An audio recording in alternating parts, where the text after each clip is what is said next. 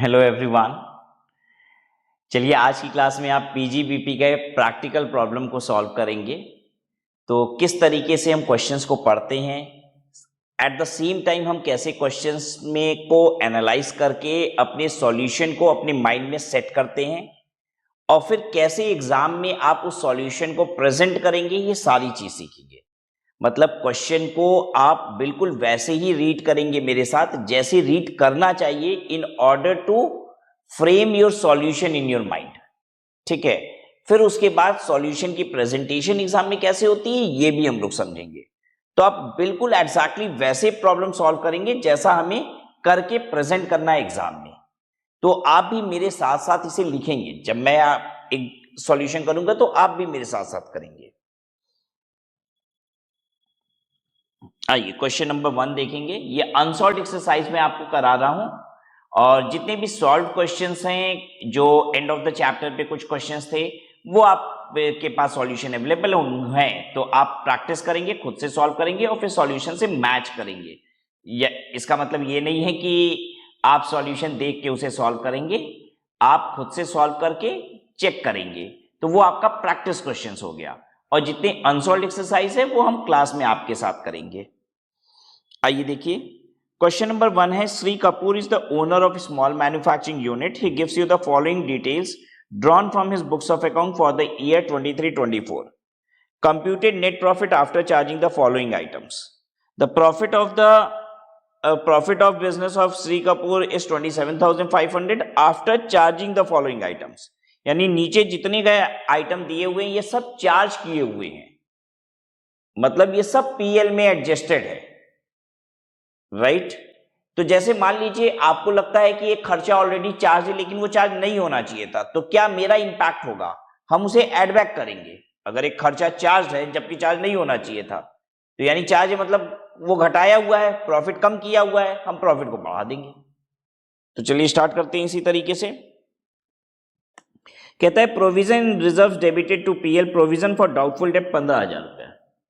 Provision कब से बनने लग गया भाई साहब डाउटफुल डेब्ट्स का? बैड डेब्ट घटता है, प्रोविजन फॉर डाउटफुल डेब्ट थोड़ी ना एडजस्ट होता है, ये एडजस्ट कर दिया गया है। All these items have been charged, तो भाई प्रोविजन फॉर डाउटफुल डेब्ट को आप ऐड करिए, इसको जोड़ दीजिएगा।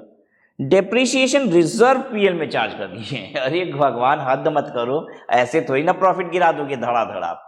ठीक है, depreciation as per section 32 charge होता है। डेप्रिसिएशन का कोई रिजर्व बना के आप चार्ज नहीं कर सकते। अगर ये अलाउ होने लग गया तब तो हद ही हो जाएगी। मेरा प्रॉफिट आ रहा होगा 1 करोड़ रुपए, हम डेप्रिसिएशन रिजर्व बनाएंगे 1 करोड़ रुपए का, माइनस हो गया, प्रॉफिट हो गया अंडा, टैक्स कितना हो गया अंडा, ये थोड़ी ना कर सकते हो आप। तो ये एड बैक करिए। हाउस होल्ड एक्सपेंस नहीं भाई, पर्सनल खर्चा पीएल में चार्ज नहीं होता है, बिजनेस का खर्चा चार्ज होगा, एड बैक करिए। Donation to prime minister, national relief fund and other charitable donation, नहीं भाई नहीं, डोनेशंस वगैरह बिजनेस के खर्चे नहीं होते। ठीक है, एड बैक कीजिए। चेक इशूड फॉर परचेजेस, ठीक है, इसमें क्या गलती है, चेक आपने दिया है परचेज के लिए तो ठीक है दिया है। Advertisement expensive 5,000 spent on neon sign given to a customer. Shri Kapoor ने अपने कस्टमर की दुकान पे नियॉन साइन लगवा दिया, जैसे पेप्सी वाले चाय की दुकान पे, पान की दुकान पे अपना नियॉन साइन बोर्ड लगवा देते हैं। नियॉन साइन मतलब glow sign board. Glow sign board का जो खर्चा होता है वो पीएल में चार्ज नहीं होता है। ग्लो साइन बोर्ड जो होता है वो बेसिकली प्लांट एंड मशीनरी की डेफिनेशन में आता है और उस पर 15% डेप्रिसिएशन मिलता है। तो ये लोग 5,000 रुपया चार्ज कर दिए, तो हमें क्या करना पड़ेगा, 5,000 रुपया को हम एड बैक करेंगे। ऐड करने के बाद माइनस करेंगे 25% डेप्रिसिएशन। 5,000 रुपया पूरा घटा, पहले तो वो जोड़ दो 5,000 रुपया, काम खत्म। और अब इस पे मिलना चाहिए था डेप्रिसिएशन जो घटा नहीं है, तो 25% डेप्रिसिएशन इसका घटा देना। फिर क्या कहता है, advertisement gift to 50 customer at a cost of 100 each. 50 customer को एडवर्टीजमेंट का कुछ गिफ्ट दिए। एडवर्टीजमेंट गिफ्ट मतलब डायरी फायरी ये सब दे दिए होगे, जिसमें अपना एडवर्टीजमेंट भी हो गया, कैलेंडर बांट दिए होगे। 50 कस्टमर को दिए 100 रुपए, तो बिजनेस खर्चा है। हाँ, एक बात समझ लीजिए, अपने इंप्लॉय को और कस्टमर को कुछ भी दे रहे हो वो बिजनेस का खर्चा है, इतना याद रखिएगा। हम अपने इंप्लॉय को कोई भी गिफ्ट विफ्ट दे दें, अपने कस्टमर्स को कुछ भी गिफ्ट वगैरह दे दें, सब बिजनेस का खर्चा है। ठीक है, तो इसमें कोई टेंशन नहीं है। आगे audit fee charge 20,000 including expenses और इनकम टैक्स असेसमेंट 15,000। 20,000 रुपए की ऑडिट फी के अंदर 15,000 रुपए का इनकम टैक्स असेसमेंट है, मतलब प्रोफेशनल फी दी हो 15,000 रुपए इनकम टैक्स का केस कराने का और 5,000 रुपए ऑडिट का। ठीक है, बिजनेस का खर्चा है। इनकम टैक्स का केस कराने का जो पैसा होता है, professional fee related to income tax, ये अलाउ होता है। क्या चीज नहीं अलाउ होगा? इनकम टैक्स नहीं अलाउ होगा, penalty interest under income tax ये नहीं अलाउ होगा। पेटेंट 70,000 रुपए का खरीदे तो भाई ये क्यों चार्ज कर दिए? ये थोड़ी ना चार्ज करना था, इसको एडबैक कराओ। ठीक है, और इस पे एडबैक करने के बाद फिर माइनस कराओ 25% डेप्रिसिएशन। पेटेंट भी इंटेंजिबल एसेट होता है। Income credited to PL were bank interest on FD, ये आईओएस की इनकम होती है, इंटरेस्ट की income. Interest on post office saving bank account, ये भी आईओएस की इनकम है। हालांकि 3500 रुपए का post office saving bank account का ब्याज जो होता है एग्जेम्प्ट होता है, तो फिलहाल एग्जेम्प्ट है, टैक्सेबल, ये सब छोड़ दीजिए। अभी तो हमें पीजीबीपी की इनकम निकालनी है।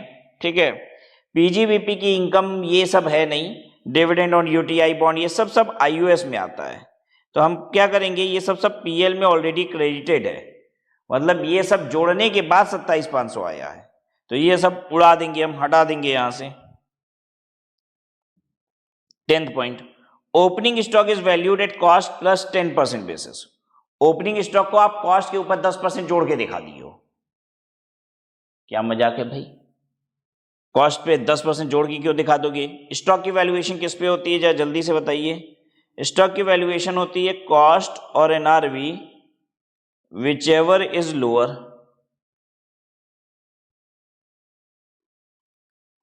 ठीक है, दोनों में से जो कम है। ठीक है, यानी अगर कॉस्ट कम है तो कॉस्ट होगा, एनआरवी कम है तो एनआरवी होगी।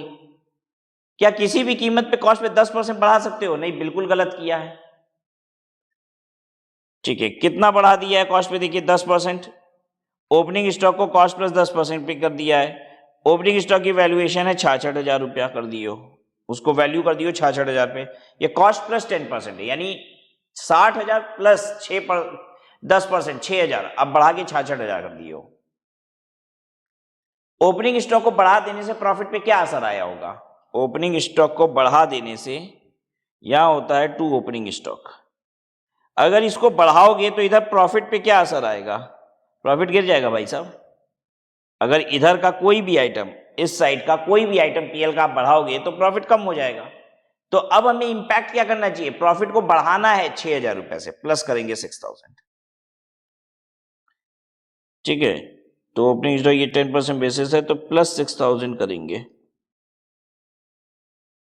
अच्छा छोड़िए एक बात, मुझे ये बताइए, cost NRV whichever is lower पे वैल्यूएशन होता है। कॉस्ट का मतलब होता है कितने में आप खरीदे थे, एनआरवी का मतलब होता है कितने में आप बेचोगे, बेच के कितना पैसा रियलाइज करोगे।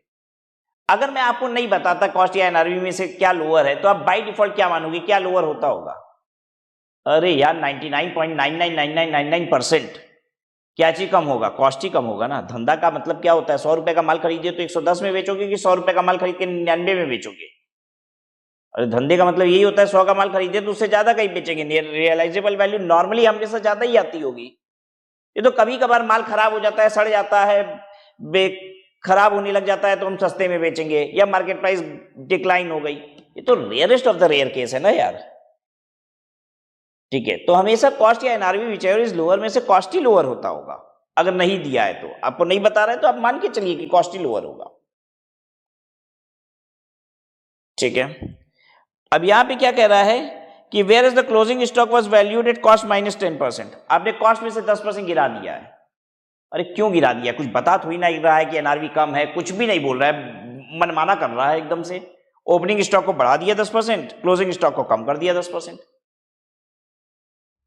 क्लोजिंग स्टॉक पे ही तो वैल्यू होना चाहिए था, क्लोजिंग स्टॉक को कॉस्ट पे ही तो वैल्यू होना चाहिए था, उसको कॉस्ट से 10% कम कर दिया। ठीक है, और क्लोजिंग स्टॉक को वैल्यू कर दिया 72,000 पे। 10% कम किया है तो 72,000 हो गया है, तो मतलब 80,000 होगा, 10% हुआ उसका 8,000, कम करके 72,000 हो गया। अब आप क्लोजिंग स्टॉक को कम करोगे, देखो यहां बाई क्लोजिंग स्टॉक, अगर इसको कम करोगे प्रॉफिट पे क्या असर होगा? कम हो जाएगा। इधर जितना कम करोगे फिगर को, इस तरफ के फिगर को जितना कम करोगे इधर प्रॉफिट कम होगा। तो 8,000 रुपए से क्लोजिंग स्टॉक को कम करके प्रॉफिट भी आपने 8,000 से कम कर दिया। इसको भी ऐड बैक करिए, इसको हम ऐड करेंगे, कॉस्ट माइनस 10% बेस, इसको हम ऐड करेंगे plus 8,000। Compute the net business income, आ जाएगी अब बिजनेस इनकम सही सही वाली।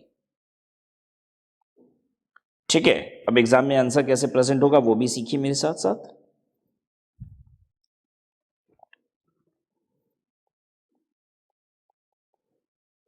Answer 1,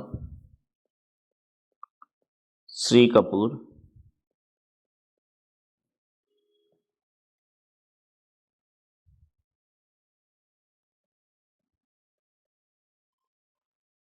computation of business income previous year 23-24।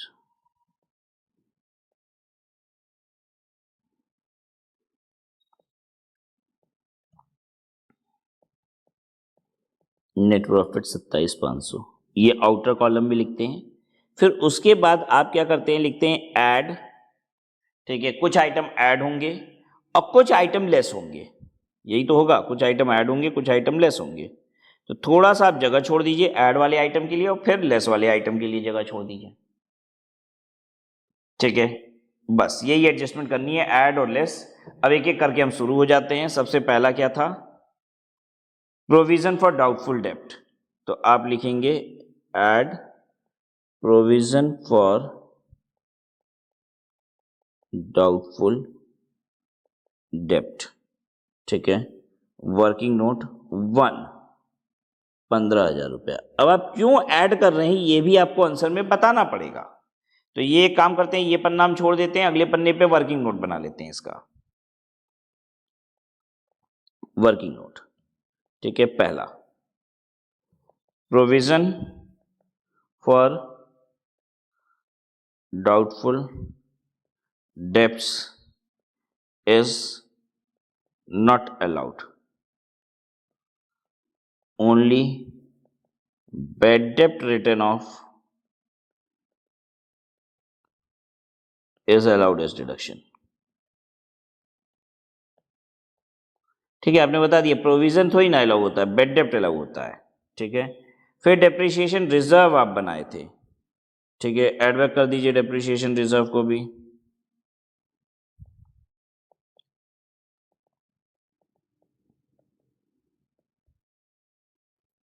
कितना है, 20,000।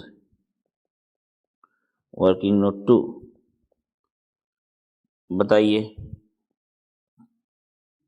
क्यों ये आप एड बैक किए, मतलब रीजन आपको देना पड़ेगा हर पॉइंट का, जो भी आप ट्रीटमेंट कर रहे हैं प्रैक्टिकल प्रॉब्लम में, तो आप रीजन बताएंगे। This is how PGBP question is to be solved. तो अब आप बताइए, depreciation computed as per section 32 is allowed, depreciation reserve is not allowed।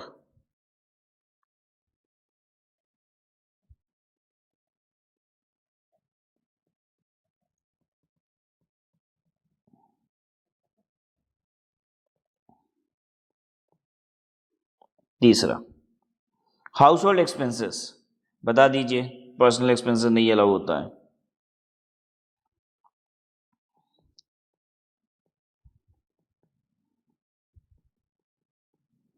House hold expensive working note 3, कितना, 46,000।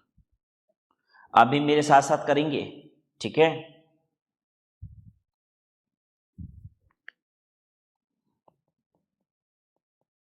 Personal expenditure is not allowed.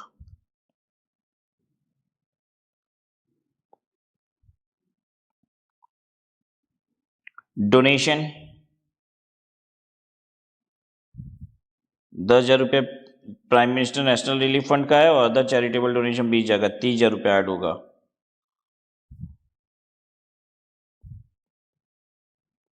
Donation working note 4, 30,000 रुपये।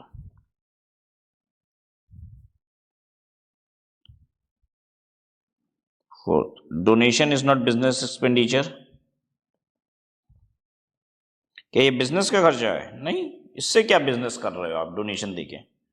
Donation is not business expenditure and दस not allowed.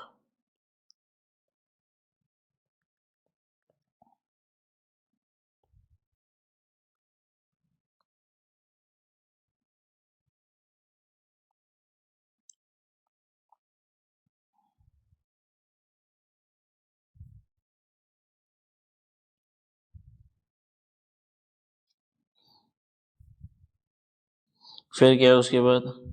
Check issued for purchase है, ये advertisement expense neon sign वाले के लिए बताइए.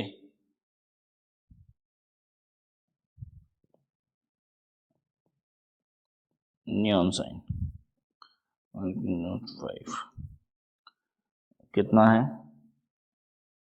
5,000 रुपया. और उसका डेप्रिसिएशन भी हम लेंगे 15%. फिर यहाँ पे लेस कीजिए depreciation on neon sign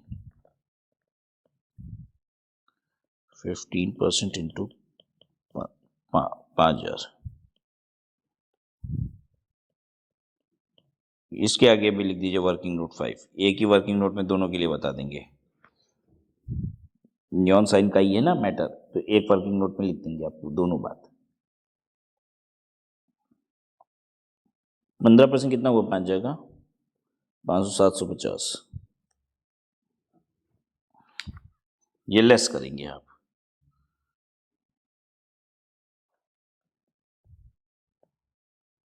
neon sign is plant and machinery eligible for 15% depreciation.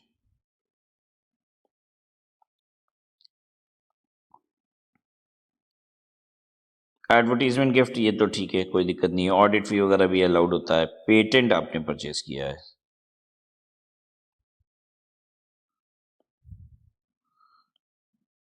तो छठवां working note. Patent is intangible asset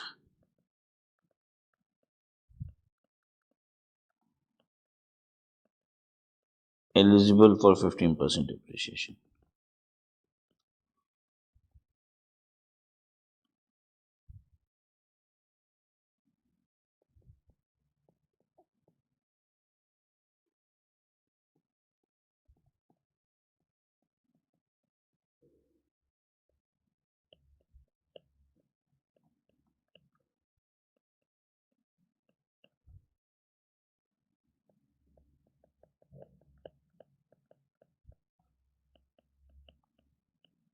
सत्रह 500.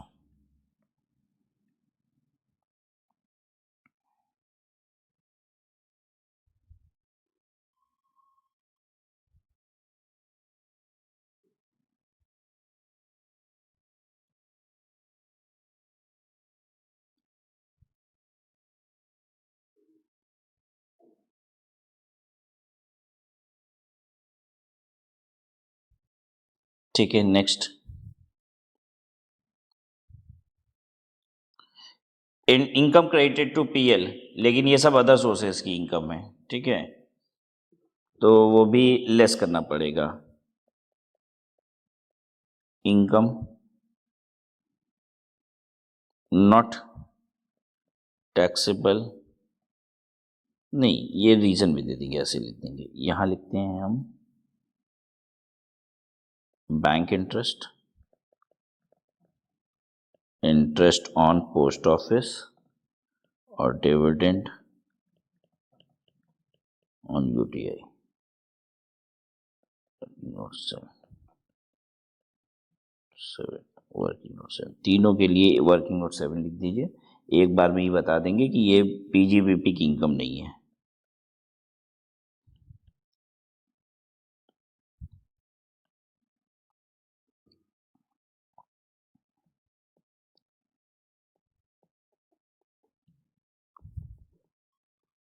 These incomes are not taxable under PGBP head. Instead, its income from other sources.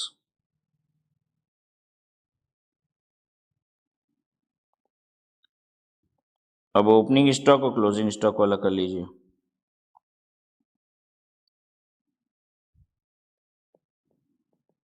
Opening stock का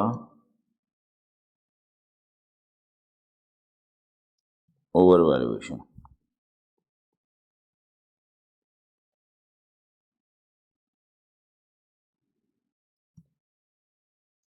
opening stock का over valuation कैसे निकलेगा? 66,000 into 10/110।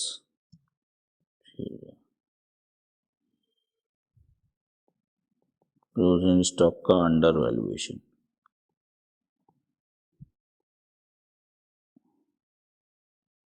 72,000 गुणे 10/90,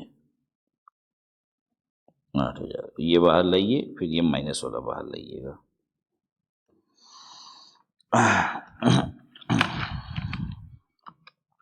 15,000, 20,000, 46,000, 30,000, 5,000, 70,000, 6,000, 8,000।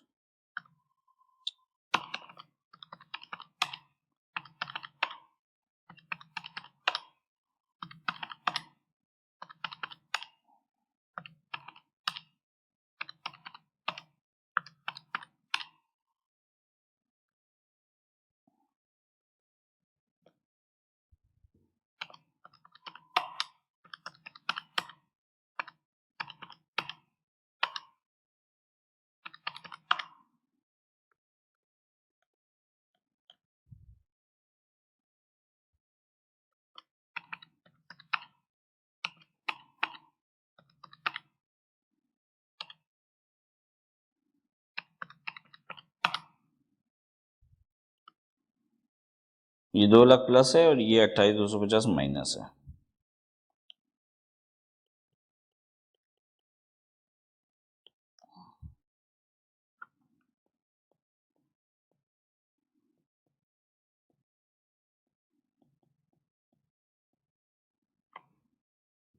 हो गया, ठीक है। आनंद आया आपको? कैसे करना है क्लियर हो रहा है?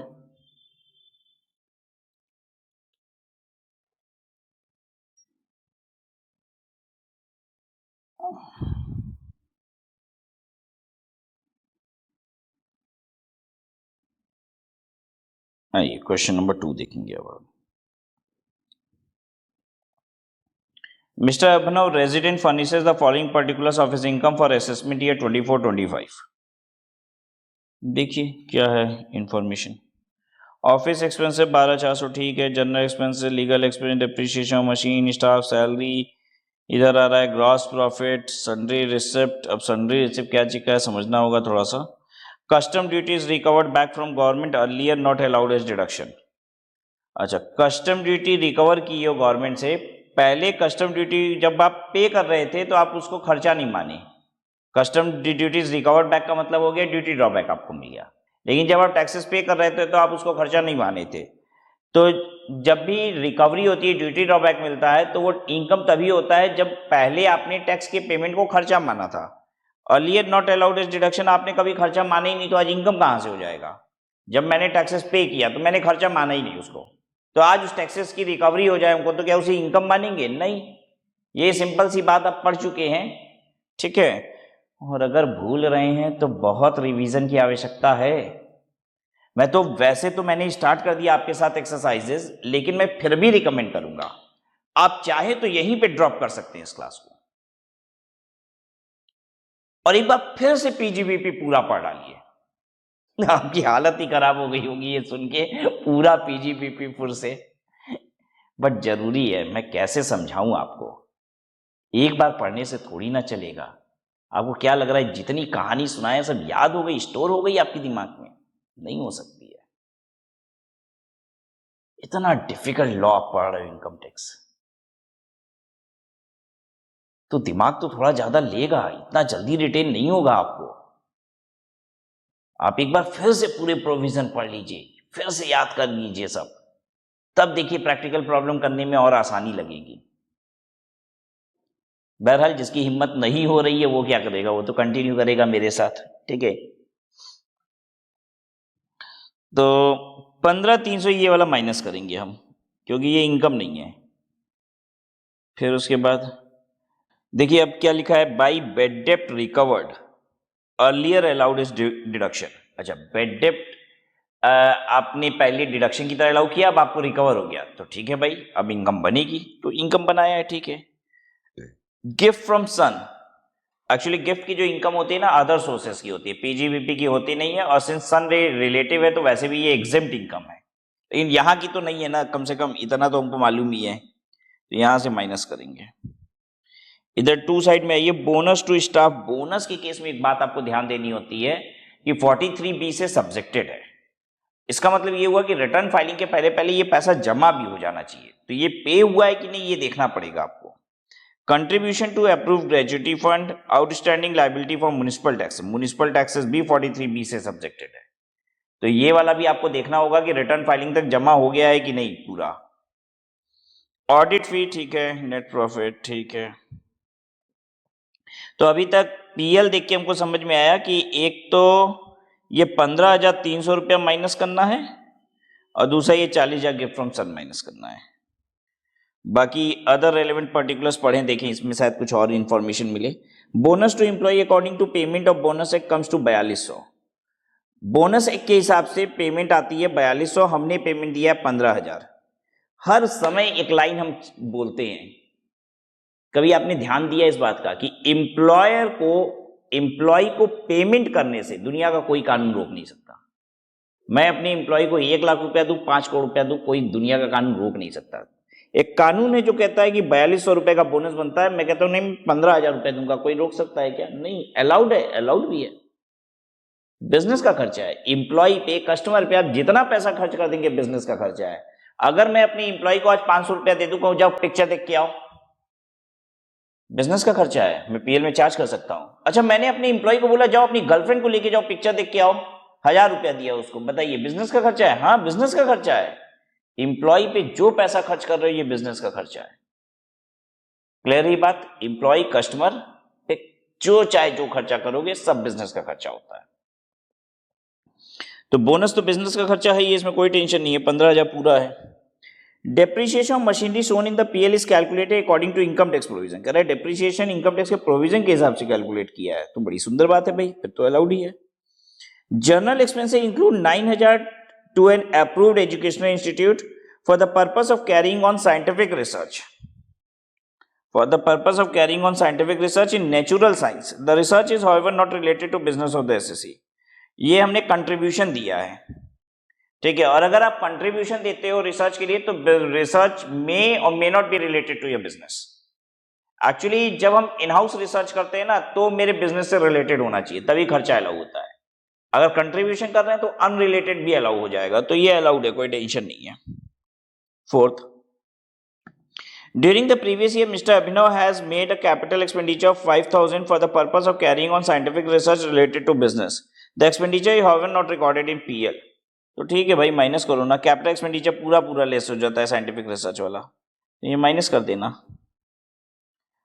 Outstanding liability of municipal taxes amounting to 10,500 was paid on this, 1,000 on this, 2,000 on this, 1,000 on this and 3500 is still outstanding. देखिए 10/7/24 को भी 1,000 रुपए पे हो गया था, अब उसके बाद 3500 रुपया बाकी है। इंडिविजुअल को रिटर्न फाइलिंग की डेट मिलती है 31 जुलाई। 31 जुलाई के बाद जितना पैसा बाकी है ना वो अलाउ नहीं होगा, ठीक है। तो ये 18,000 रुपए की आउटस्टैंडिंग लायबिलिटी में से 3500 रुपया बाकी है, तो ये 3500 रुपया एड बैक कर दीजिएगा। बाकी आपने पे कर दिया है, जुड़वा दे, बाकी पे किया कि नहीं, जोड़ो जोड़ो, पे किया कि नहीं। 10,500 प्लस 1,000 11,500 प्लस 2,000 13,500 प्लस 1,000 14,500, 14,500 3500 कितना होता है 18,000। 14,500 आप पे कर चुके हो, तो 14,500 अलाउड है, 3500 डिस अलाउ हो जाएगा, एड बैक करेंगे आप। No tax has been deducted source on audit fee of 21,000। 21,000 रुपए की ऑडिट फी पे टीडीएस काटना भूल गए, टीडीएस काटना भूल गए, अरे ये क्या मजाक कर दिया मैंने, 30% डिस अलाउ हो जाएगा। कोई बात नहीं, कोई अगर ऐसी गलती हो भी जाती है ना तो आप टीडीएस जब भी काट के जमा कर देंगे उस साल अलाउ भी हो जाएगा वो 30%। इस बार लेकिन 30% ऐसा अलाउ हो जाएगा 21,000 का। 21,000 का 30% ऐसा अलाउ होगा, मतलब कि प्लस आप करेंगे 6300 रुपया। मिस्टर अभिनव की इनकम निकालिए। Determine the income of mister Abhinav for assessment year 24-25। ठीक है, हालांकि ये क्वेश्चन ऐसे होना चाहिए था, determine the business income of mister Abhinav. ठीक है, आप कर लीजिए business income.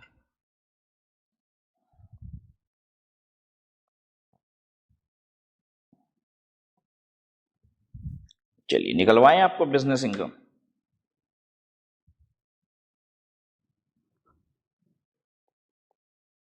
Answer to mister Abhinav business income assessment year previous year 23-24 लिखेंगे या असेसमेंट ईयर लिखेंगे तो असेसमेंट ईयर 24-25 लिखेंगे। आप क्या लिखना है जो मर्जी लिख दो, कोई टेंशन नहीं है।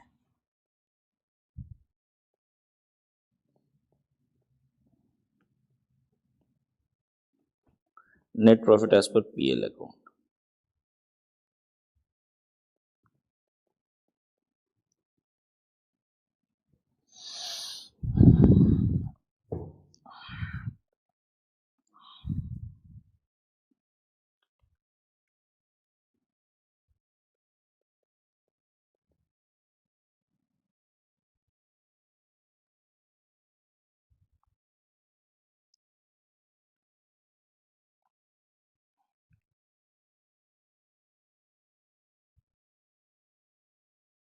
ऐड करेंगे और थोड़ा सा स्पेस देने के बाद लेस लिख देंगे, और अब आप पढ़ते जाइए, जो जो करना है करते जाइए। ठीक है, कस्टम ड्यूटी रिकवर्ड,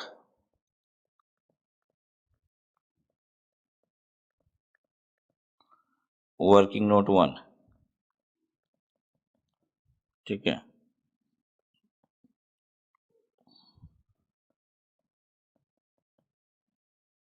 15,300। अब ये अगले पन्ने पे वर्किंग नोट बना लीजिए।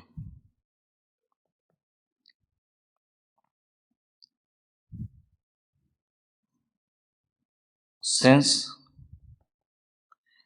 taxes paid was not allowed as deduction earlier,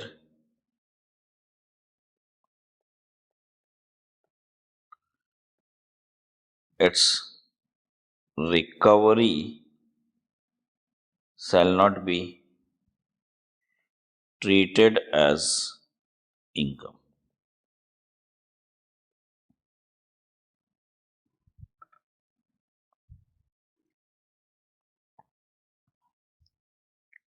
चलिए नेक्स्ट बात करिए, गिफ्ट फ्रॉम सन, ये भी लेस करेंगे।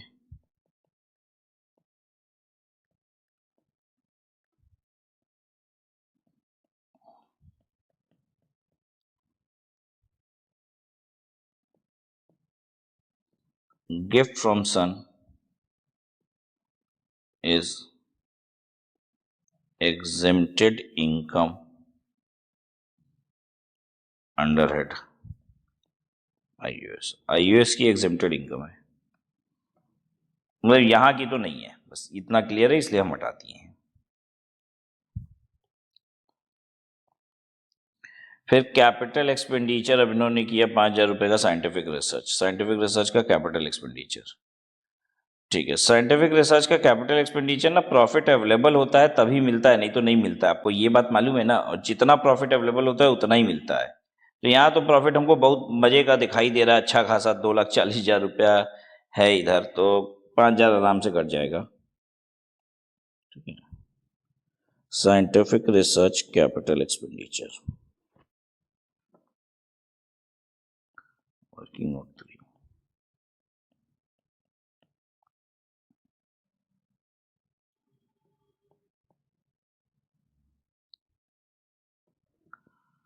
100% of scientific research capital expenditure is allowed as deduction under section 35। अच्छा, आप कहेंगे सर सेक्शन भी कोट करना है। जितने सेक्शन याद कराए हैं वो तो आपको याद होंगे ही, तो वो कोट कर दीजिएगा।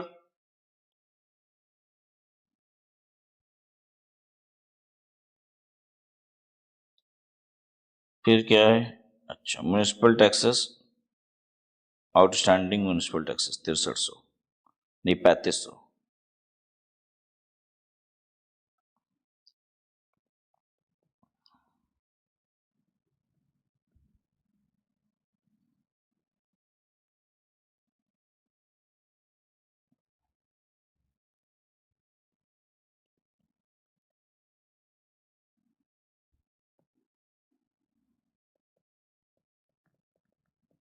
Municipal taxes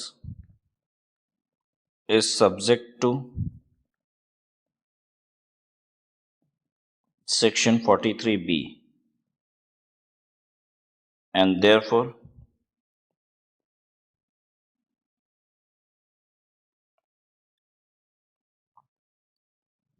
disallowed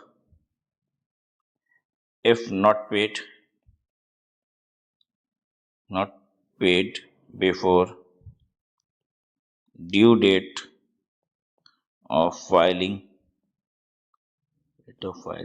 return of income ROI।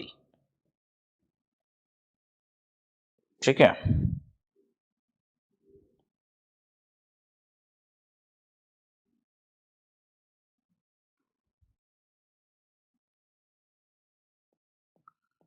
Audit फी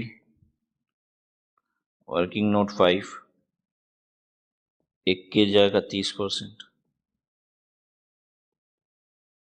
6300 रुपया। पांचवा,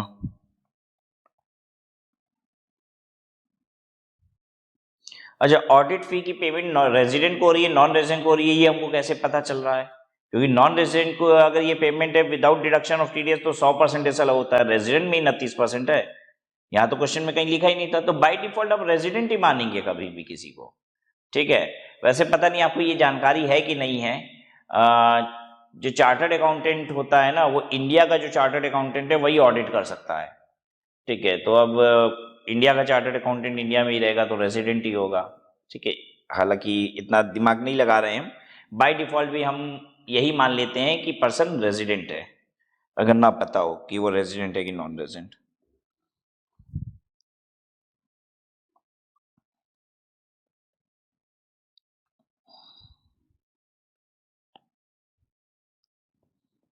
ऑडिट फी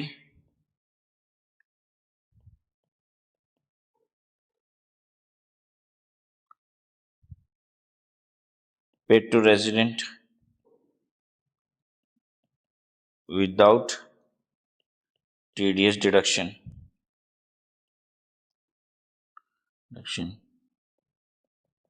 will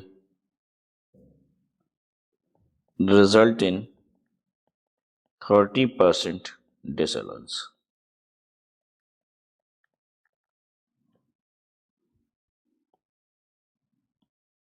बस हो गया, अब कुछ है नहीं।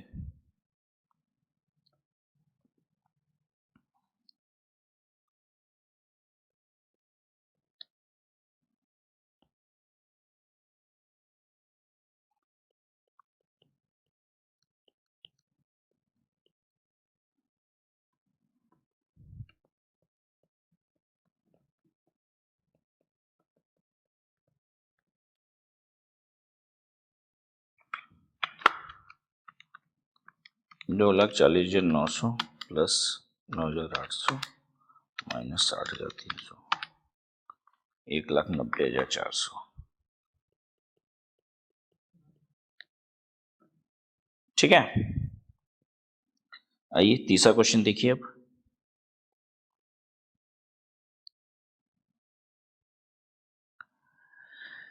Jacob Limited has computed his income to be 20 lakh and some of the entries noted from profit and loss account are given below। 20 lakh रुपए इनकम है, कुछ पीएल से एंट्री है उसके बारे में बता रहा है। Company has debited the amount of opening stock rupee 33 lakh which is over valued by 10%। Opening stock को तुम 10% से ओवर वैल्यू कर रखे हो, यानी ओवर वैल्यूएशन कितना है 33 लाख इंटू 10/110, यह आ जाएगा 3 लाख। 3 लाख रुपए ओपनिंग स्टॉक ज्यादा दिखा दियो, ओपनिंग स्टॉक 3 लाख ज्यादा दिखाओगे ना, प्रॉफिट 3 लाख से कम हो जाएगा, तो आपको एड बैक करना पड़ेगा 3 लाख, ये प्लस करना पड़ेगा। Company has received a duty drawback of 7 lakh but the amount has not been credited to PL. Duty drawback अगर आपको मिला है तो क्या करना चाहिए, कह रहा है पीएल में क्रेडिट नहीं किए हैं। तो ड्यूटी ड्रॉबैक जब आपको मिलता है ना, तो पहले तो आपको ये बताना होगा जब आप टैक्सेस पे किए थे उसी का वापस मिला है ड्यूटी ड्रॉबैक। जब टैक्सेस पे किए थे तो क्या वो खर्चा था? अगर वो खर्चा था तो आज इनकम है, और अगर वो खर्चा नहीं था तो आज इनकम नहीं है। तो खर्चा था कि नहीं पहले तो आपको ये बताना पड़ेगा। तो क्वेश्चन में तो कुछ कही नहीं रहा है कि वो खर्चा चार्ज हुआ था कि नहीं हुआ था, तो आप क्या मानेंगे खर्चा चार्ज हुआ था कि नहीं हुआ था? हमेशा आप वो एजम्पशन लेते हैं जिससे आपको प्रॉब्लम में कुछ करना पड़े। जब भी कोई क्वेश्चन होता है ना और बात आती है कि भाई अब क्या एजम्पशन ले, तो एजम्पशन ऐसी ली जाती है जिससे कुछ करना पड़े, ऐसी एजम्पशन नहीं ली जाती है जिससे कुछ करना ही ना पड़े।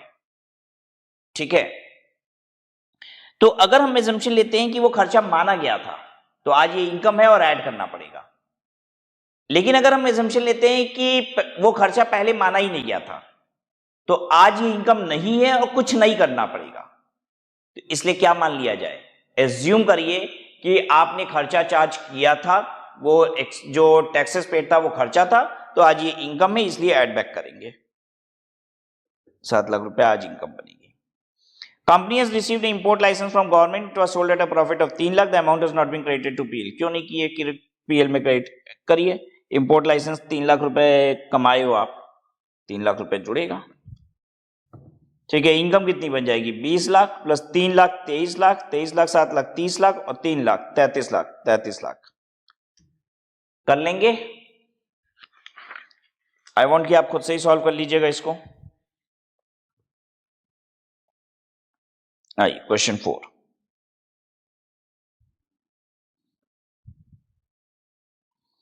Calculate the taxable income of the SSC for the assessment year 24-25 from the following particulars given below.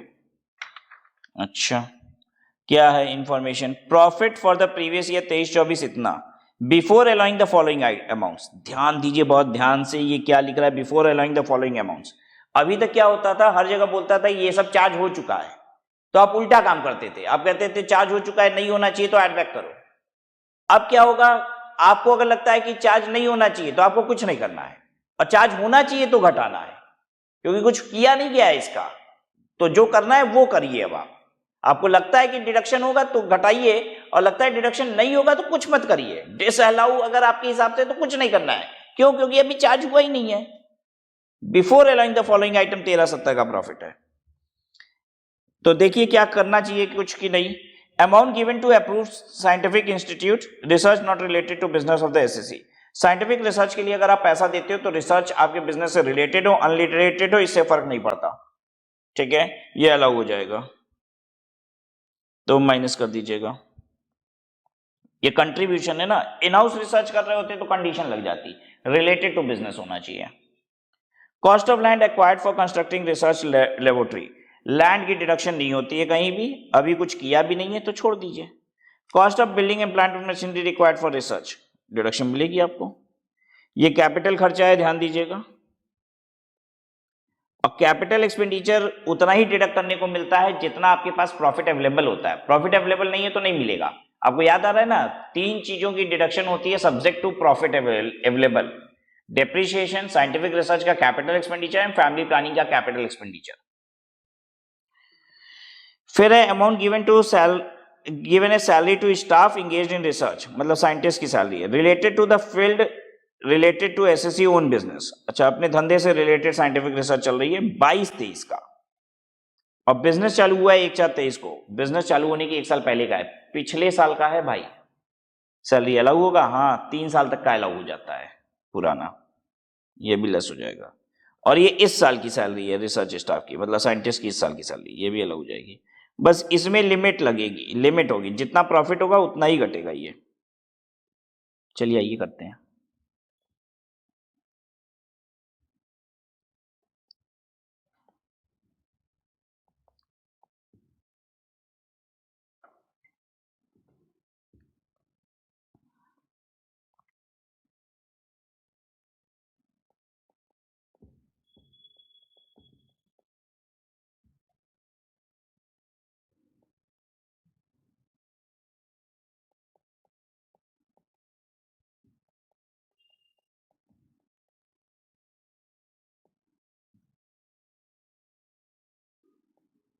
Less contribution to institute for scientific research 80,000।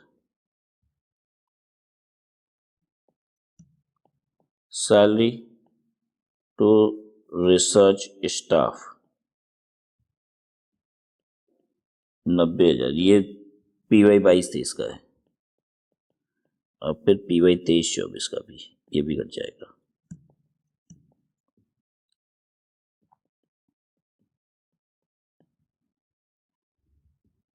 दो लाख 90,000। हाँ,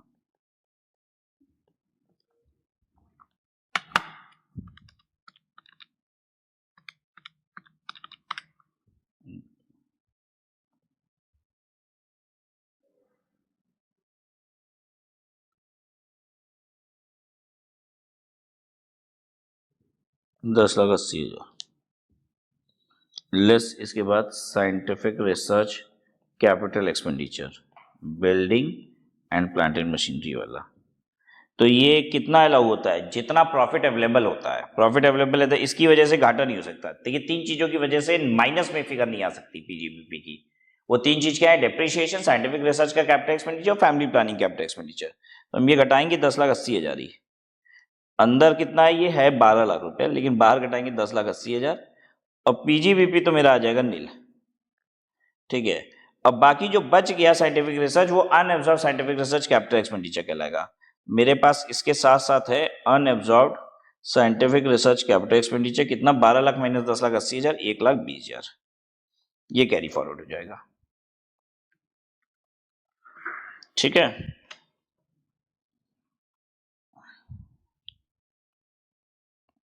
आइए अगला क्वेश्चन देखिए, क्वेश्चन नंबर 5। क्वेश्चन नंबर 5 है Rohit gives you the following particulars for the year ended 31/3/2024 net profit as per PL account without allowing the following items. Okay, फिर से देखिए, without allowing the following item, नीचे वाला item घटा नहीं है अभी तक। Capital expenditure on family planning, capital expenditure की हो फैमिली प्लानिंग का, कितना घटेगा? 1/5।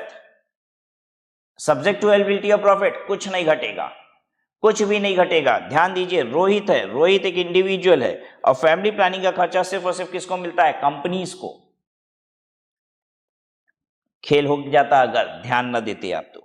Lump sum consideration for purchase of technical know how developed in government laboratory, technical know how का पैसा दिए 1,20,000 रुपया, तो भैया 1,20,000 थोड़ी ना घटेगा, इसका डेप्रिसिएशन घटेगा 25%, -25% डेप्रिसिएशन कर दीजिएगा इसका। इंटरटेनमेंट का खर्चा किए 40,000 रुपया, तो इंटरटेनमेंट का खर्चा आप जब भी हम बोलते हैं इंटरटेनमेंट का खर्चा, तो इसका मतलब होता है एम्प्लॉय ने एम्प्लॉय का इंटरटेनमेंट कराया है, या अपने कस्टमर्स का इंटरटेनमेंट कराया है। 99% ऑफ द केस में एम्प्लॉय का इंटरटेनमेंट कराया होगा।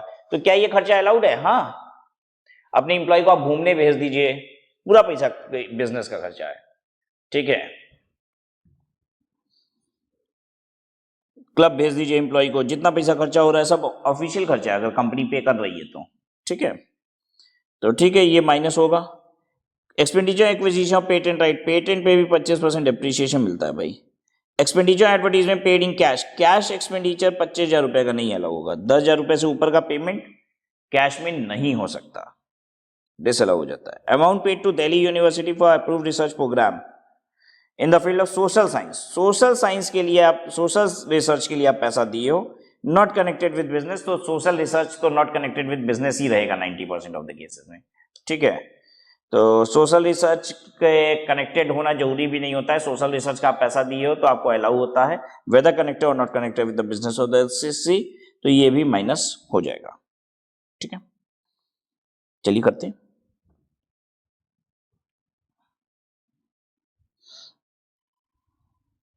अच्छा, इसमें भी क्या वर्किंग नोट की जरूरत थी कहीं?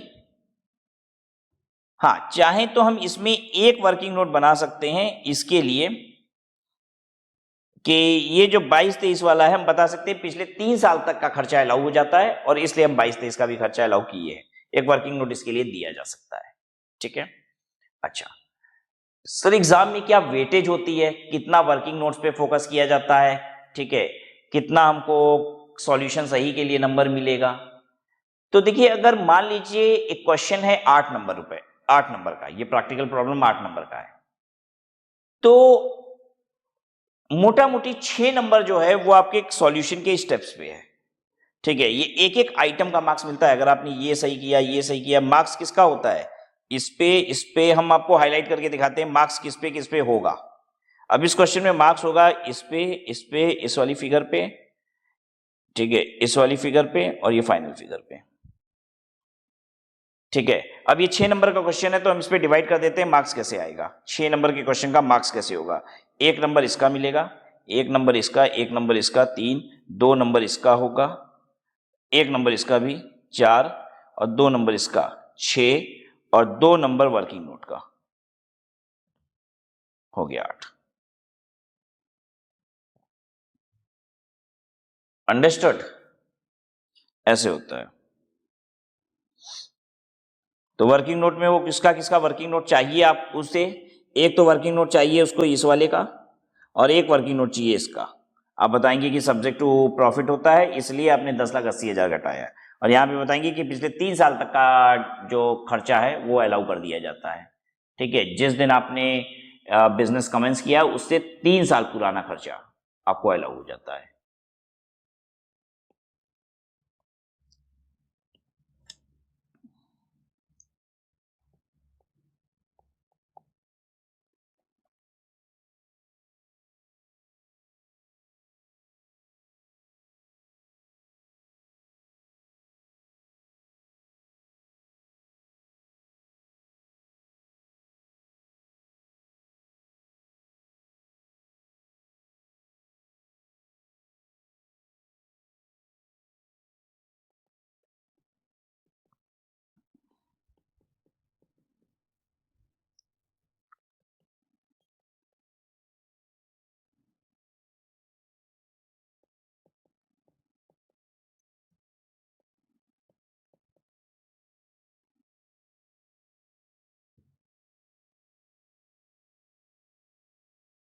ऐड तो कुछ है ही नहीं है, तो हम क्या करेंगे? ऐड का कॉलम बना के, ऐड तो कुछ दिख ही नहीं रहा है, लेस ही लेस है।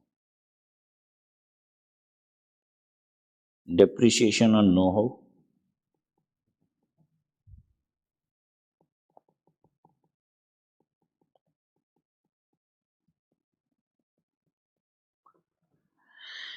एंटरटेनमेंट। अब इसमें देखिए कुछ वर्किंग नोट जैसा है नहीं, सब चीज ये घटाना है, ठीक है, ये एक्सपेंसेस सबको पता है। अब आपको कॉमन सेंस लगाना पड़ेगा, इसकी कोई लॉजिक नहीं है कि कब लिखना है कब नहीं लिखना है।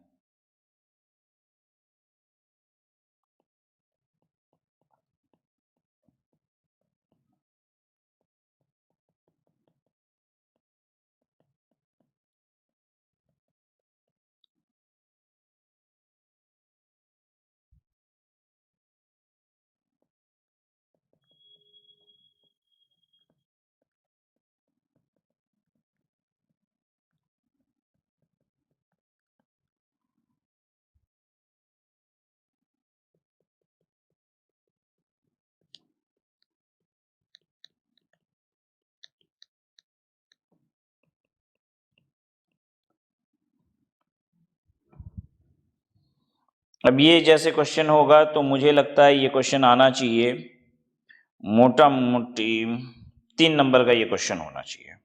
कैसे होगा? आधा आधा नंबर होगा इन चारों पे, half number, half, half, half, 2 हो गया और 1 नंबर इस पे होगा।